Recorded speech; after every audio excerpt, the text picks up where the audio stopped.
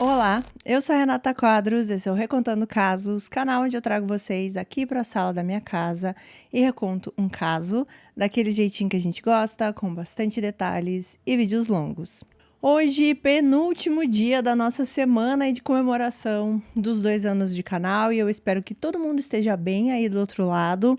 Lembrando que terça-feira que vem, que seria dia de vídeo, eu vou me dar uma folga, né, gente? E a gente vai fazer uma live de comemoração. Eu tô convidando vocês em todos os vídeos aqui para vocês não esquecerem, com bolo e tudo mais pra gente conversar.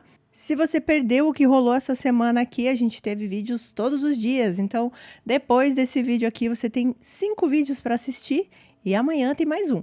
Não se esqueçam de ativar as notificações para você não perder momentos como esse aqui e, é claro, para não perder os próximos vídeos do canal.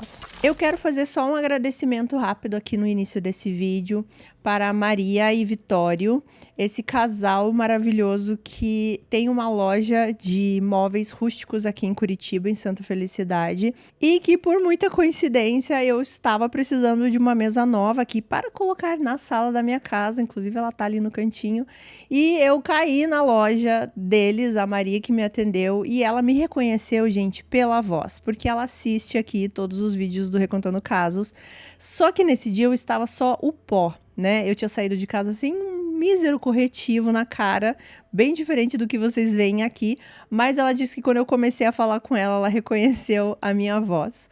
E eu fiquei muito feliz de ir na loja de uma pessoa que assiste aqui ao canal. Isso não é jabá, tá, gente? Eles não me pediram para falar nada, eu tô falando só porque eu gostei muito do atendimento e do que foi entregue pra gente. A gente tinha uma mesa muito já visualizada na nossa cabeça e eles fizeram com todos os detalhes e do jeitinho que eu queria para ficar aqui na sala da minha casa.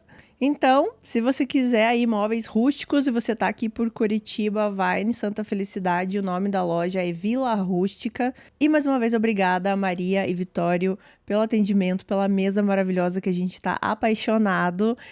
E vamos para o caso de hoje. Gente, o caso de hoje, ele não é um caso super complexo, super cheio de detalhes.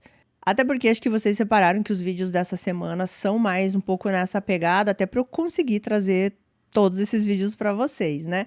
Mas nesse caso aqui, apesar de ele ser até bem óbvio, eu quis trazer para a gente analisar nos comentários aqui o comportamento da pessoa aqui do caso, né? Detalhes da vida dessa pessoa e como ela agiu antes, durante e depois. E então, vamos lá. Pouco antes das 8 horas da noite, em 9 de novembro de 1994, Farrah Fratta estava voltando ali para sua casa na cidade de Houston, Texas. Gente, eu juro para vocês, mais um caso que eu falo do Texas aqui. E nessa semana tiveram vários, né? Acho que foram 4 ou 5 casos aí.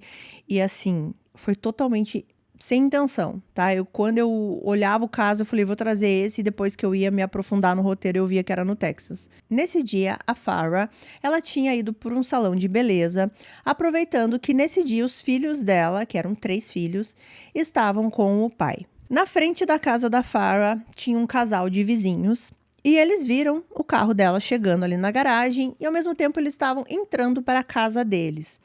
Quando eles estão fazendo esse caminho para voltar para a casa deles, eles já tinham entrado ali na casa, né? Eles estavam de costas para a casa da Farrah. Eles escutam um tiro. Quando eles se viram para ver o que estava acontecendo, eles olham ali pela janela. Eles veem um homem ali na parte da garagem da Farrah e ela estava caída no chão. Eles veem também que esse homem atira mais uma vez na Farrah e sai. Esse homem, ele sai e entra em um carro prateado que estava com os faróis apagados. Ele entra na parte do passageiro, esse carro estava ali ligado e esse carro sai. Eles também viram que esse homem usava uma camiseta preta e uma calça preta. Quando eles veem tudo isso, eles ligam para o 911, né? E rapidamente a polícia chega no local. A Farrah, ela ainda estava viva quando os paramédicos chegaram. E eles tentaram ali fazer alguma coisa no local. Ela chegou a ser transportada também através de um helicóptero até o hospital. Chegou no hospital, mas infelizmente eles não tinham mais o que fazer. E ela foi declarada morta. Ela tinha 2 ferimentos de tiro na cabeça, né? Foram exatamente os barulhos que os vizinhos escutaram. Na cena do crime, os investigadores, né, os detetives, eles já perceberam que era um crime especificamente contra a Farrah, porque parecia uma emboscada. Na parede ali da garagem, eles conseguiram ver que existiam algumas coisas penduradas e uma delas era um colete salva-vidas. E dentro desse colete foi onde entrou uma das balas. E pela trajetória ali da bala, né, como ela entrou nesse salva-vidas que estava pendurado, eles puderam perceber que essa pessoa estava aguardando a Farrah ali na entrada da garagem. Era a posição, né, que esse homem estava, era bem ali na entrada. O que a polícia acreditava é que esse homem ficou aguardando ali na parte de dentro da garagem de alguma forma. E aí, quando a Farrah sai do carro, ele imediatamente chega e a ataca. Pouco tempo depois, o ex-marido da Farrah chegou ali no local. O nome dele é Bob Fratta. Ele disse que estava trazendo as crianças ali para devolver para a mãe. E ele disse posteriormente que quando ele chegou, ele não entendeu exatamente o que estava acontecendo, o que era aquela comoção. Mas aí quando ele viu as fitas ali, né, passando ao redor da casa, ele ficou muito chocado. A polícia, é claro, perguntou aonde ele estava enquanto acontecia ali o crime, e ele disse que ele estava com os 3 filhos na igreja. Os filhos tinham uma aula de catecismo. E logo de cara, a polícia já descobriu também que o Bob e a Farrah, eles estavam passando ali por um processo de divórcio bastante turbulento. Fora o divórcio, também ali a batalha, né, da custódia dos filhos. Eles também descobrem que uma audiência muito importante aí acerca desse divórcio aconteceria em breve. Então, é claro que não demorou muito aqui para a polícia já suspeitar do marido, né? No caso, do ex-marido. O problema aqui é que esse ex-marido, Bob, ele tinha um álibi bastante forte. Ele estava realmente na igreja com os filhos, ele foi visto lá no horário do crime. Porém, isso não queria dizer que ele não estava envolvido, só queria dizer que não foi ele que puxou o gatilho. E a polícia, além disso aqui, né, dessas suspeitas já iniciais, eles também começaram a perceber o comportamento do Bob. Não era um comportamento de um ex-marido, por mais que fosse, né, um ex-marido, que perdeu ali uma pessoa significante na vida dele, né, a mãe dos filhos, e da forma que foi. Os policiais sentiram ele um pouco presunçoso demais, um pouquinho arrogante, parecia que ele queria mostrar que ele era mais inteligente que os policiais. E ele é uma das primeiras pessoas que menciona aí essa batalha do divórcio. E ele fala assim que apesar deles estarem brigando, de estar ali um momento meio tenso entre os dois, ele não queria a ex-esposa morta. Bom, então vamos lá, vamos conhecer a vida aí desse casal antes do crime. Farrah Baker nasceu em 1961 na Inglaterra e ela foi a segunda filha de Lex e Betty Baker. E desde pequena, a Farrah viajava muito com os seus pais. Eles conheciam várias culturas, muitas pessoas diferentes e isso era algo da família. Segundo o pai, ele gostava de ampliar a cabeça da filha, né, para a filha entender outros povos, outras culturas. E já quando a Farrah tinha 10 anos, ela decidiu que ela queria trabalhar ali em viagens, né, no mercado de viagens. Ela queria ou trabalhar numa agência de viagens ou trabalhar em companhias aéreas. Em 1980, a Farrah tinha 19 anos e ela já estava trabalhando aí nesse mercado, né, no mercado de viagens. Não diz exatamente no que ela estava fazendo, mas ela já estava seguindo esse caminho que ela tanto gostava. E nessa época aqui, com 19 anos, ela estava noiva de um homem lá na Inglaterra. Só que aí o pai, ele decidiu se mudar para os Estados Unidos. Ele era essa pessoa, como eu falei, né? A família toda era assim, de se mudar, de viajar, eles já tinham morado em outros lugares também. E o pai sempre falava que se ele fosse se mudar para os Estados Unidos, teria que ser no Texas. Ele gostava muito do estilo de vida de lá, ele assistia muitos filmes de faroeste, mais antigos e os que tinham na época também. Então era para lá que ele queria e eles vão para Houston, no Texas. A Farrah, apesar de estar noiva e também já com um trabalho lá na Inglaterra, ela decide ir com os pais, porque fazia parte aí desse espírito aventureiro da família. E esse noivo da Inglaterra, eles tinham feito planos aí para ele ir para os Estados Unidos um pouco mais tarde e eles continuarem juntos lá. A família se estabeleceu em Houston, no Texas, mas em uma região assim que é meio que um subúrbio ali de Austin. O nome dessa região é Humble. A família se adaptou rapidamente ali ao novo estilo de vida e a Farrah, ela já conseguiu um emprego na American Airlines. Ela gostava muito de trabalhar lá, ela era uma profissional muito querida e muito eficiente também, ela era bastante dinâmica, ela vinha com ideias novas ali para melhorar. E, enfim, todo mundo se dava muito bem com ela. E foi nessa época que ela conhece o Bob Fratta. Ele já trabalhava ali na American Airlines também, e ele foi uma das primeiras pessoas que ela teve contato ali nessa empresa. O Bob Fratta, ele também tinha se mudado recentemente ali para o Texas, ele tinha vindo de Nova York. E as personalidades dos dois ali eram bem diferentes, porque o Bob, ele era essa pessoa mais expansiva, ele era muito vaidoso, ele conversava muito, era assim, atraente, ele gostava de ser mais sedutor, ele tinha um carisma também muito bom ali com as pessoas, e ele também tinha aí uma reputação de ser meio mulherengo. A Farrah era o oposto, né? Ela era mais quietinha, ela ficava mais no canto dela, mais tímida, mas como eu falei, as pessoas gostavam muito dela assim. Inclusive, uma coisa que falam é que gostavam muito do sotaque dela, né? Porque era o sotaque lá da Inglaterra, que é diferente ali do americano. E apesar aí, né, da Farrah ter sido avisada que o Bob tinha essa fama aí meio de mulherengo, ela gostava disso nele, assim, ela gostava dele ser o completo oposto dela. Então os dois, eles ficaram trabalhando juntos ali por cerca de 1 ano, até começar efetivamente a sair e ter um relacionamento. E segundo o Bob, lembrando aqui que é segundo ele, tá? Ele disse que ela que meio que assim começou a insistir mais nessa questão do relacionamento, que foi ela que vinha mais vezes abordá-lo, que ela começou a demonstrar interesse nas coisas que ele fazia, por exemplo, como academia, que era uma coisa que ele amava fazer, ele era muito vaidoso, então ela começou a frequentar a mesma academia. E aí, quando ele viu, ela estava assim, fazendo muitos agrados para ele, e aí, quando ele viu, eles estavam namorando. Quando isso aconteceu, ela terminou com aquele noivo lá da Inglaterra. E em maio de 1983, depois de 1 ano mais ou menos de namoro, Bob e Farrah se casam. No início aqui desse namoro, a mãe da Farrah gostava muito do Bob. Ela falava que ele era muito carismático, muito engraçado, ele era muito bonito. Ela dizia que era o genro perfeito que qualquer mãe iria querer. E uma amiga também da Farrah disse que na época ela falava assim que sentiu uma mudança muito grande no Bob, né? Porque ele tinha uma fama assim de ser esse mulherengo, chamavam ele de playboy, e ele gostava disso, mas quando ele começou esse relacionamento e se casou com a Farrah, ele mudou um pouco, assim. Ele se tornou mais dedicado ali ao relacionamento, eles tinham entre os dois ali muitas conversas, era tudo muito divertido, e essa amiga até fala assim que era um relacionamento assim que ela queria. Bom, em 1990, aqui 7 anos já de casamento dos dois, eles já tinham 3 filhos.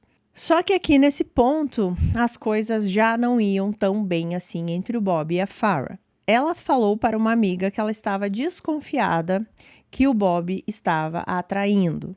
E chegou no momento que ela foi confrontar o Bob sobre isso, né?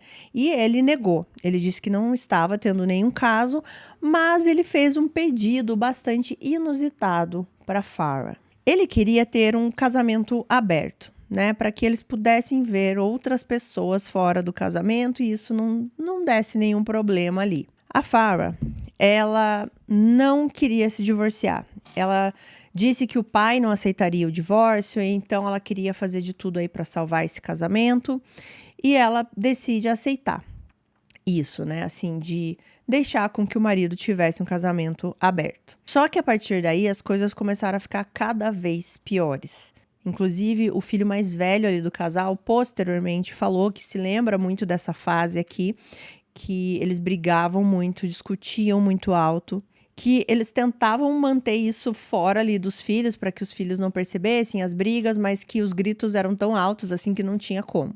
Em 1992, aqui mais ou menos, a gente pode chutar, baseado nas fontes aqui, uns 2 anos depois desse pedido que ele fez para ela, né, desse casamento aberto, ela decidiu que já tinha dado, assim, ela não queria mais passar por isso, ela já tinha tido o suficiente, então ela pede o divórcio. O Bob, ele disse posteriormente também, que ele ficou muito chocado com isso, porque ele era um homem que não acreditava no divórcio. Claro, né? Para ele, tá num casamento aberto, ele tem a esposa em casa, mas ele tem quantas quiser fora, e a esposa tá aceitando isso, então por que que ele vai se divorciar, não é mesmo? Mas enfim, ele dizia isso, que ele era contra o divórcio, que ele acreditava em conversar, que ele era uma pessoa acessível, que sempre levava as coisas de uma forma tranquila, então ele ficou muito chocado com esse pedido do divórcio. Mas a Farrah, ela não tinha pedido esse divórcio apenas, entre aspas aqui, por causa desse lance do casamento aberto, dele estar saindo com outras mulheres. Um dos motivos que ela alegava nesse divórcio era a crueldade por parte do Bob. Ela disse que o Bob tinha uma forma doentia de fazer aí pedidos sexuais para ela. Ele tinha algumas predileções bem específicas. Ele gostava de coprofilia. Eu espero que o YouTube não corte esse vídeo, mas vamos lá. O que é isso? Segundo o dicionário, é o interesse psicopatológico por fezes, de um modo geral, e sua associação ao prazer sexual. Então, assim, gente, eu não vou entrar em muitos detalhes aqui do que ele gostava de fazer e do que ele pedia para a esposa fazer para ele. Porque é nojento, simplesmente nojento.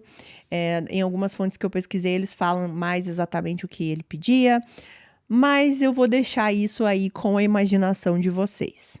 Fora isso, ele também pedia para que a esposa tivesse ali interações com outra mulher enquanto ele assistia.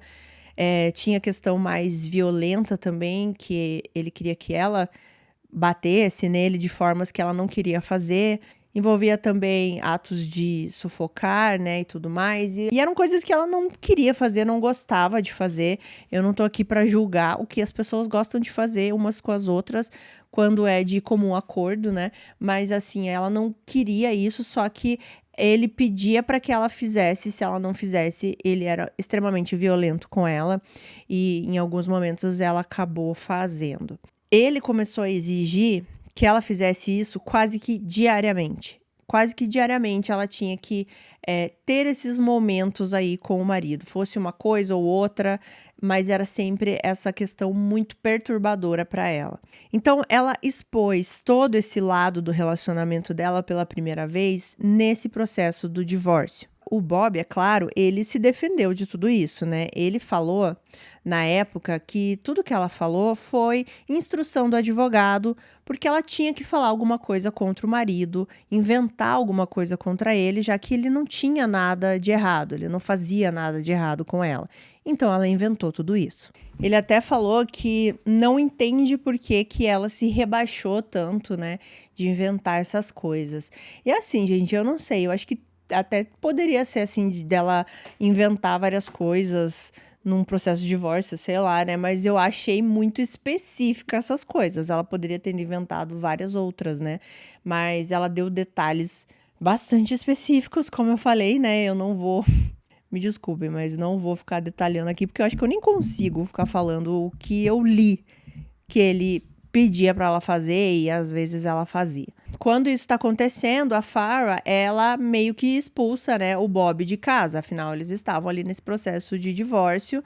E o Bob, ele não iria deixar isso acontecer assim tão facilmente, né? Ele nem queria ficar com as crianças, mas ele pediu a custódia das crianças. E ele também não queria dar esse divórcio assim de uma forma tão fácil para Farrah. Ela tinha muito medo pela segurança dela também. Ela chegou a falar com uma amiga que ela acreditava que o Bob estava perseguindo. E em junho de 94, 5 meses antes de começar as audiências de divórcio e alguns meses antes aí ao crime que eu contei no início do vídeo, a Farrah, ela ligou muito apavorada para a polícia. Ela disse que ela estava na cama e um intruso invadiu a sua casa, quebrando o vidro de uma janela e começou a atacá-la com uma arma de choque. E as crianças estavam na casa e presenciaram tudo isso, e depois essa pessoa fugiu. Essa pessoa que fez isso não foi pega, que na época eles não acreditavam que era o Bob, mas acreditava-se que ele tinha mandado uma pessoa fazer isso. Ela, principalmente, estava muito convencida, né, que era a obra do ex-marido e ainda ficou muito chocada do ex-marido ter planejado algo assim e na presença dos filhos, né, porque eles viram tudo acontecer. E agora, 3 semanas antes aí das audiências do divórcio acontecerem, a Farrah foi assassinada. É claro que nesse ponto aqui, né, os detetives falaram, bom, isso aí é a obra desse ex-marido, com certeza absoluta. Ele está por trás disso, tem toda a parte do divórcio, a parte da batalha, então eles precisavam provar. Voltando aqui para as investigações, o Bob, ele permitiu que os policiais fizessem uma vistoria no carro dele. E nesse carro eles encontraram uma espécie de uma agenda, de um caderno de contatos que ele tinha, telefônicos, e eles também encontraram um envelope com $1.000 dentro. Esse dinheiro chamou muita atenção, é claro. O Bob disse que ele ia trocar um carpete e aquilo era o pagamento para isso, mas para os policiais parecia muito um dinheiro ali que poderia ter sido dado para alguém fazer aquilo com a Farrah, ou poderia ser um adiantamento, ou poderia ser o que sobrou do pagamento para uma pessoa. Eles acreditavam de alguma forma que aquele dinheiro estava envolvido com a contratação de alguém para tirar a vida da Farrah. Eles chamam o Bob para ser entrevistado na delegacia e a todo momento o Bob tem essa postura que vocês vão ver aqui durante o vídeo de ser esse cara meio arrogante, assim, meio que eu sei mais que todo mundo. E ele começou a falar ali para os policiais que o divórcio aconteceu por um puro desgaste de relacionamento comum, assim, que eles não estavam mais apaixonados, eles não se conectavam mais, e é por isso que ela estava pedindo o divórcio. Ele disse também que não conseguia pensar em alguém que quisesse fazer mal para a esposa, mas ele falou para a polícia verificar o estilo de vida da ex-mulher, porque ela gostava muito de ir em festas, em bares, então que possivelmente a resposta estaria ali. A polícia ela não tinha evidências suficientes para manter o Bob ali na delegacia, mesmo sabendo que de alguma forma ele estava envolvido. Então eles o liberam. E quando ele sai da delegacia, nesse ponto aqui, esse caso já estava em toda a mídia. Então, quando ele sai, existiam vários repórteres ali para registrar esse momento. E é claro que aqui o ego dele falou muito mais alto. E ele começa a dizer que ele foi agredido pelos policiais na entrevista que ele deu ali na delegacia. Ele disse que em todo momento ele estava cooperando com a polícia, mas que a polícia foi extremamente violenta com ele, que eles o coagiram, que eles chegaram a bater nele, inclusive dar chutes, e que quem fez isso foi um dos sargentos ali da delegacia. E ele disse que em todo momento ele estava algemado, então ele não podia se defender, e era uma loucura porque ele estava sempre cooperando com a polícia. Ele também disse que se ele fosse os policiais, ele também desconfiaria dele mesmo, até porque ele era o ex-marido e ele também não tinha levado nenhum tiro, então ele também desconfiaria de si próprio. E aí, no final, ele fala assim que ele espera que peguem esse cara em breve. E ele sorri. Hope they find the guy soon. Vocês veem nas imagens aí que não é um comportamento de uma pessoa que está falando sobre um crime tão terrível assim. Por mais que seja o ex-marido, né? É algo muito triste você saber que a mãe dos seus filhos morreu dessa maneira. E é dessa forma que ele tá dando essa entrevista. E aí tem uma imagem dele indo embora da delegacia e uma das pessoas que estão ali joga a chave do carro para ele. E essa chave ele não consegue pegar assim de primeira e a chave aparentemente bate no rosto dele, fazendo ali um micro machucadinho. E aí ele ainda é questionado ali mais um pouco por alguns repórteres, né, depois desse momento, e aí ele percebe que ele tá sujo de sangue no rosto. E ele começa a limpar o sangue olhando para a câmera com uma cara de deboche e inclusive até piscando para a câmera. Ou seja, nem preciso explicar, né, que esse comportamento é totalmente inapropriado e também muito irritante. Parecia que ele sabia que ele era o suspeito, né, que a polícia tinha essa noção, mas ele sentia que ele não seria capturado. Como eu falei, a polícia já tinha certeza que ele estava envolvido, só que ele tinha aquele álibi extremamente forte. Ele estava na igreja com os filhos, muitas pessoas viram ele lá. Só que aí a polícia começou a entrevistar algumas pessoas que estavam naquele caderno, naquela agenda de contatos, encontrada no carro. E muitas dessas pessoas que estavam ali eram pessoas que frequentavam a academia com o Bob. Ele era muito apaixonado aí por academia, pelo físico e tal. E essas pessoas, foram várias, inclusive, falaram que o Bob, ele perguntou se existia alguém que queria tirar a vida da ex-esposa dele, a Farrah. E assim, ele perguntou para várias pessoas. E as pessoas achavam que era uma brincadeira dele, porque ele tinha esse jeito assim meio de falar que é meio debochado, né? Então eles achavam que era só uma brincadeira, que ele estava assim meio que com raiva da esposa, e daí ele ficava falando isso como uma forma de descontrair. E a polícia também, conversando com pessoas que estavam na igreja naquele dia que ele estava lá, que ele chamou bastante atenção porque ele ficava falando muito alto no telefone. Pelo que eu entendi, nessa igreja tinha um telefone, vamos dizer assim, um telefone fixo na parte de trás da igreja. E aí ele ficava recebendo algumas mensagens num pager, no antigo pager. E aí ele ia para trás da igreja para falar no telefone, como se ele tivesse recebido uma mensagem de alguém, aí ele ligava para esse telefone. A polícia conseguiu descobrir que essas ligações que ele fez, algumas eram para um celular e outras para um telefone fixo de uma mercearia. Bom, esse celular era de uma mulher chamada Mary Gipp e a mercearia era uma mercearia que ficava próxima à casa da Farrah. A polícia vai atrás dessa Mary Gipp e de início, assim, eles não conseguiram muita coisa com ela.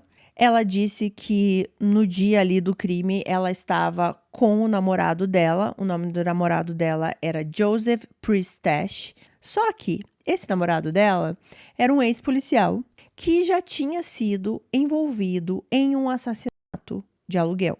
A Mary disse que sim, ela tinha um bip, ela tinha um celular também, mas que ela estava em casa naquela noite e nem se lembrava de ter usado nenhum nem outro. A polícia sentiu, é claro, que a Mary estava escondendo alguma coisa aqui, então a polícia decidiu montar uma vigilância ali em cima da Mary. Enquanto isso está acontecendo, em dezembro aqui desse mesmo ano, os pais da Farrah, eles entram com um pedido no tribunal para ficar com a custódia dos netos, né, dos 3 filhos ali do Bob e da Farrah. O juiz, quando soube dessas predileções sexuais aí que o Bob tinha e que a polícia acreditava que ele estava, né, conectado ao crime, não foi muito difícil a decisão de dar a custódia dos filhos ali da Farrah e do Bob para os avós maternos.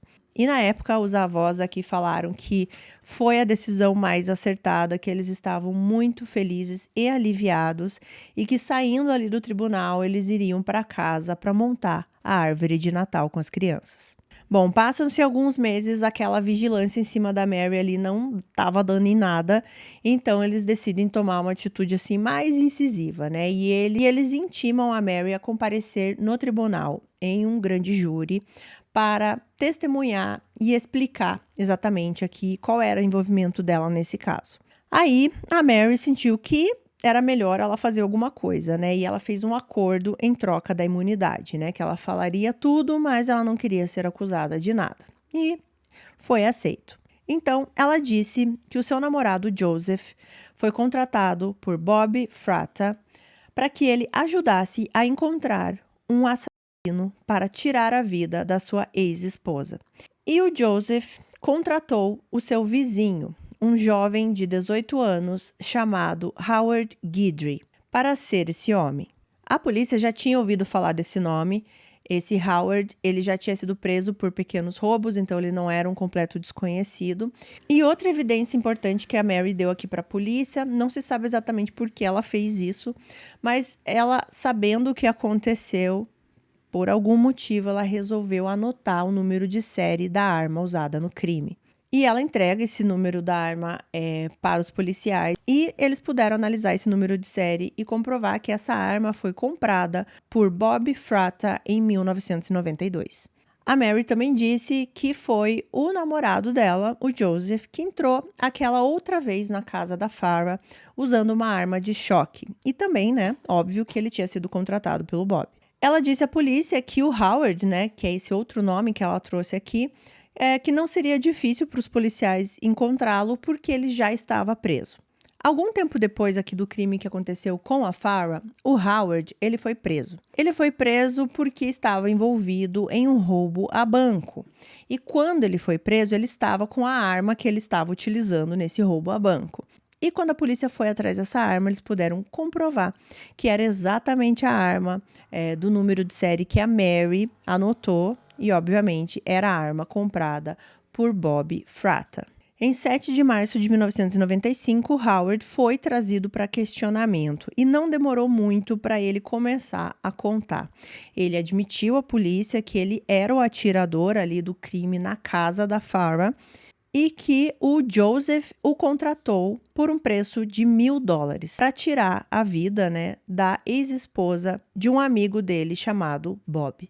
Essa declaração foi gravada e, inclusive, tem imagens do Howard mostrando como foi todo o crime ali na casa da Farrah. Ele mostra exatamente, assim, inclusive até com uma frieza, assim, incrível, falando tudo que ele fez, como ele ficou escondido, como ele atirou. Inclusive, ele fala que ele atirou a primeira vez, ela caiu, e ele percebeu que ela ainda estava viva, ele já estava saindo, já ia fugir, ele volta e dá mais um tiro na Farrah.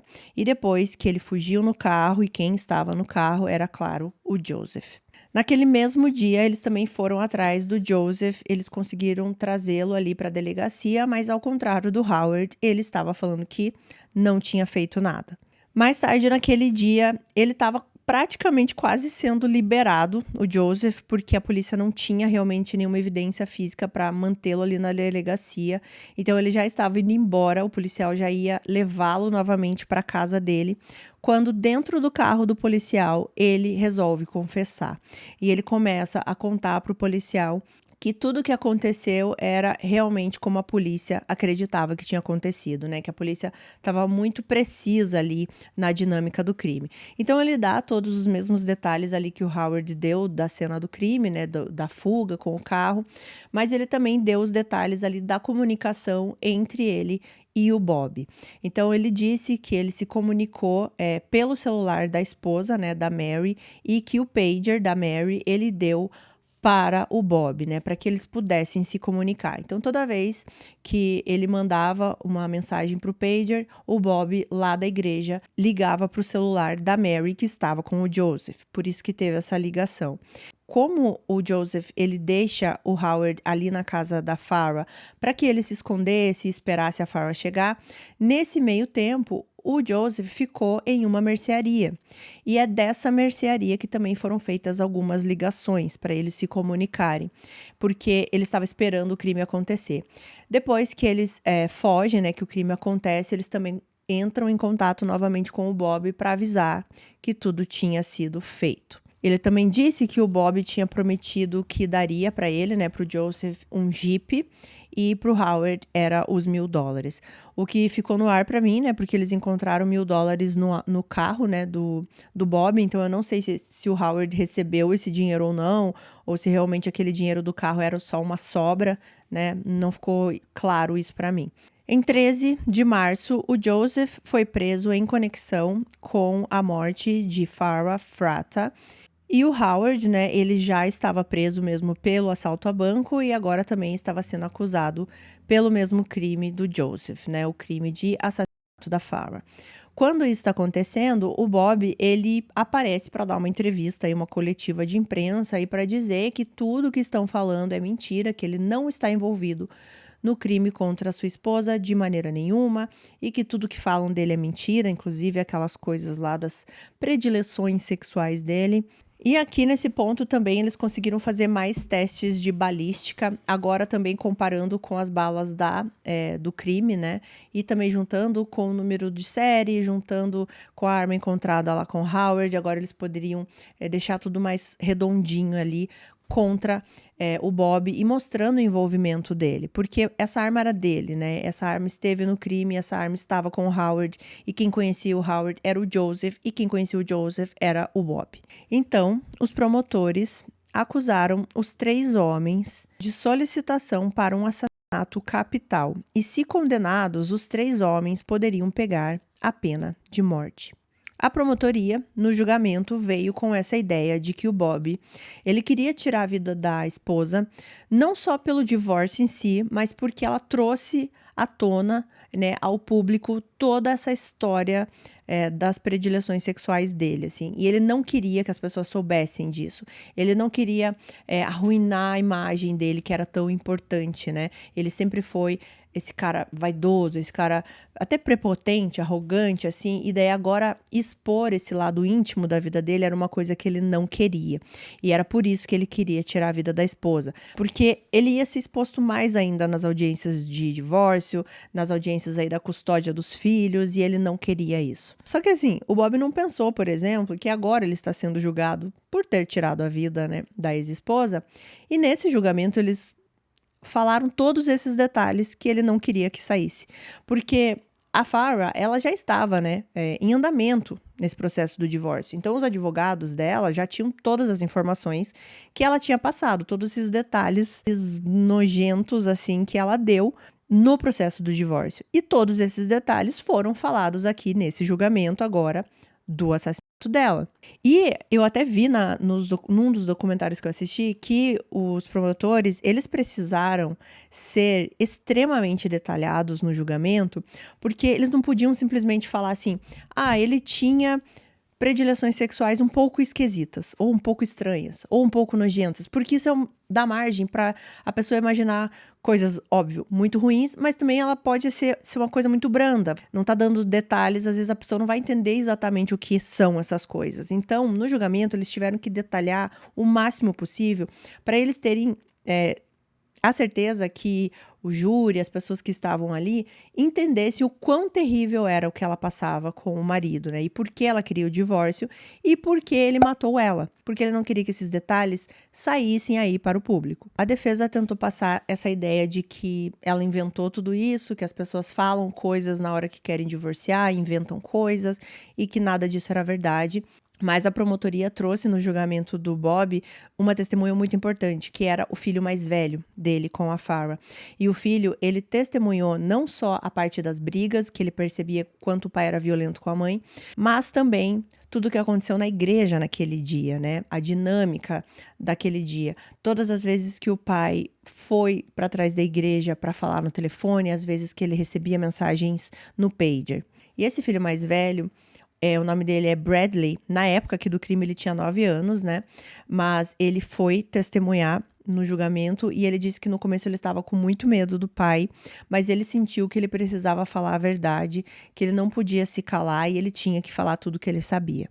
É claro que o Bob não gostou disso, ele até deu algumas entrevistas posteriormente dizendo que ele ficou extremamente irritado e chateado de terem colocado o filho dele de 9 anos para testemunhar contra ele e que era óbvio que esse filho foi instruído a falar tudo aquilo e foi totalmente manipulado. Bom, a promotoria montou todo o quebra-cabeça aqui de tudo que aconteceu, né, dos 3 homens, também todas as ligações, eles conseguiam colocar exatamente o horário, tanto das ligações quanto da mensagem do pager. Inclusive, no documentário fala assim que parecia que tava tão tudo certinho, tão coeso assim, que a gente quase conseguia imaginar o que eles tinham falado em cada ligação e em cada mensagem.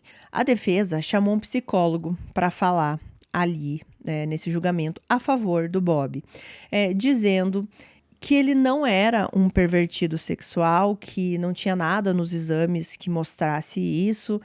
Só que a promotoria também tinha acesso a esse laudo, né, desse psicólogo. E aí, eles usando o mesmo laudo, falaram assim: bom, realmente ele falou que ele não é um pervertido sexual, nem nada do tipo aqui no laudo. Mas ele falou outras coisas muito importantes que a defesa não trouxe para o julgamento, mas a promotoria ia trazer. E o que dizia nesse laudo também?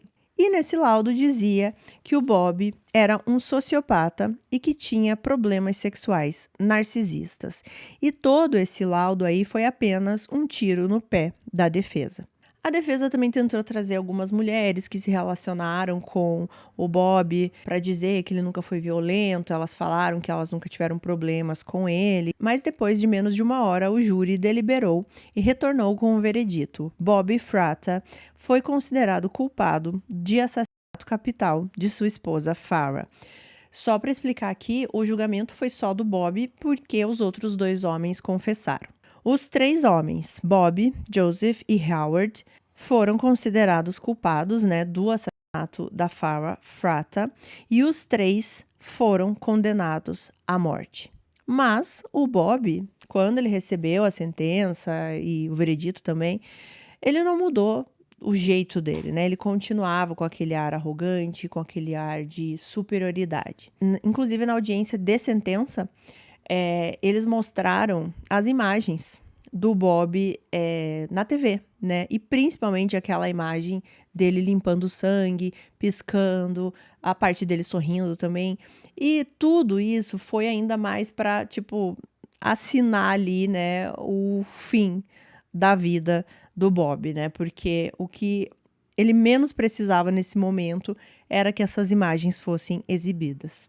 A mãe e a irmã do Bob, elas estavam, né, nesse julgamento e também na parte da sentença ali, elas saíram chorando do tribunal, enquanto que a família da Farrah estava lá, né, os pais dela, e falaram que a justiça prevaleceu. E que agora eles poderiam chorar em paz, que a filha, né, sempre viverá nos seus corações. Bom, durante os anos aí que o Bob ficou no corredor da morte, ele deu algumas entrevistas, ele continuava exatamente daquele jeito dele, falando que era inocente. Ele sempre falou que não teve nada a ver com o que aconteceu com a esposa dele. E ele disse que a maior dificuldade dele, agora que ele estava preso e no corredor da morte, era ficar longe dos filhos. E que eles não tinham mais contato, e nessa época dessa entrevista ele já estava preso há uns 10 anos, mais ou menos, e durante todo esse tempo ele não tinha falado com os filhos. Os filhos do Bob, eles se tornaram jovens adultos saudáveis que se destacaram tanto na escola quanto nos esportes. E os pais da Farrah, ou seja, os avós, criaram os 3 com muito amor e deixando sempre a memória da filha por perto, né? Sempre lembrando o quão amorosa ela era com as crianças. Os avós, eles falam que tudo que eles iam fazer para as crianças, eles meio que conversavam com a filha, assim, e falavam: olha, filha, é por você. E quando eles conquistavam alguma coisa, eles sempre falavam: olha que legal, ele tá conquistando isso e é para você. Então, eles sempre tinham essa conexão de trazer sempre a Farrah ali para a rotina deles o tempo inteiro. Na esperança de atrair atenção para o seu caso, o Bob, em algum momento aqui que ele estava preso, ele lançou um site, gente. Eu não sei como isso é possível, mas ele fez esse site e nesse site ele queria propor uma mudança radical. Essa mudança radical seria no sistema político e ele sugeria uma monarquia e quem seria o rei era ele próprio. 13 anos após o início desse caso, Howard e Joseph retiraram suas confissões, dizendo que eles tinham sido coagidos. Então, houve um novo julgamento em 2009. Porém, os 3 foram condenados mais uma vez e também sentenciados à morte. Ou seja, nenhum dos apelos que eles tentaram fazer durante esses anos adiantou, mesmo tendo esse novo julgamento, o resultado não mudou. Então, em janeiro de 2023, agora, recentemente, foi quando a sentença ali de morte foi executada. Bob estava com 65 anos e recebeu a injeção letal às 19h25 daquele dia. Ele morreu 24 minutos depois. E antes disso, ele foi questionado se ele queria dar alguma declaração e algumas pessoas esperavam que de repente ele fosse falar algo sobre o caso, de repente finalmente confessar que tinha esse envolvimento, pedir algum tipo de perdão, ter um remorso, mas o Bob escolheu não falar nada. Os outros 2 homens, o Joseph e o Howard, eles estão no corredor da morte ainda, pelo que eu pude pesquisar. A última matéria que eu encontrei é de janeiro de 2023, que foi exatamente quando o Bob foi executado, né? Então, eles falaram novamente sobre esse caso e daí falaram que os outros 2 homens ainda estão lá. É tudo que eu tenho sobre o caso de hoje, gente. Eu quero muito saber a opinião de vocês sobre esse caso, sobre o Bob, né? Sobre o Robert Fratta. Esse comportamento dele, como eu falei, antes, depois e durante todo esse processo. E também essa questão aí casamento, né? E que era, o que pelo menos é o que as pessoas acreditam, o motivo pelo qual ele tirou a vida da esposa, porque ela expôs todo esse lado, né? E ele tinha esse ego, né? Essa imagem muito frágil. Então ele não queria, né, virar assunto aí na boca das pessoas relacionado aí às intimidades dele. É isso pro caso de hoje. Terminamos mais um vídeo aqui na nossa semana. Eu espero que vocês tenham gostado aqui do vídeo, apesar desse caso, eu acho que foi o mais curtinho aí da semana, né? Mas eu espero que vocês tenham entendido, né, gente, que para eu conseguir trazer aqui vídeos todos os dias, os casos não poderiam ser muito, muito grandões, senão não ia dar certo. Novamente, vamos agradecer aos nossos membros, esses nomes queridos que estão aqui na tela. Patrícia Carvalho, membro patrocinadora aqui do canal, muito obrigada. Se você quiser fazer parte dos membros, tem um link na descrição, assim como o formulário de sugestões de caso. Clica lá que tem tudo explicadinho, bem facinho para você. E a gente vai se ver amanhã no último vídeo da nossa semana especial. E o vídeo da manhã vai ser um pouquinho diferente. Vai ser caso criminal, mas vai ser um pouquinho diferente, assim, no assunto, digamos assim. Então, eu espero vocês não percam pra gente fechar essa semana com chave de ouro. E terça-feira live, tá, gente? Não se esqueça, anota na agenda aí. Mas a gente vai conversando aí pela comunidade do canal, pelo Instagram lá do canal também, tá bom? Um beijão, se cuidem e até amanhã.